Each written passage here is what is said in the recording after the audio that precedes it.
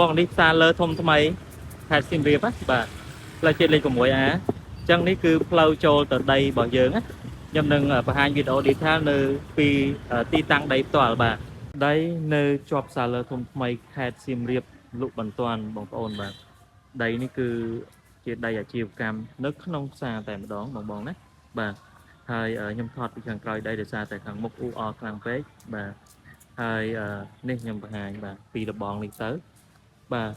ដីគឺទំហំក្បាល12បណ្ដោយ22បងណាបាទទិញទាំងមូលក៏បានពុះក៏បានដែរបាទក្បាល12អាចលក់បំបែក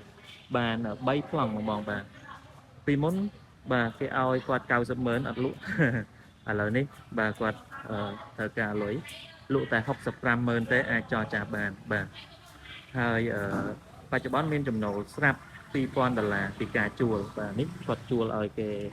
ញ៉ាំម៉ូតូបាទហើយនឹងលក់បាទបន្លែសាច់ខាងមុខបាទអញ្ចឹងខ្ញុំដើរទៅខាងមុខបន្តិចបងដែលមានតម្រូវការចង់បានបាទដីជាប់ផ្សារលើធំថ្មីខេត្តសៀមរាបអាចអញ្ជើញមកមើលទីតាំងនេះបានជួបជាមួយនឹងម្ចាស់ផ្ទាល់ចរចាតម្លៃផ្ទាល់បងណាបាទគឺអ៊ូអរមែនតើហើយកម្រមានណាបាទដីអាជីវកម្មជាប់ផ្សារបែបនេះបាទ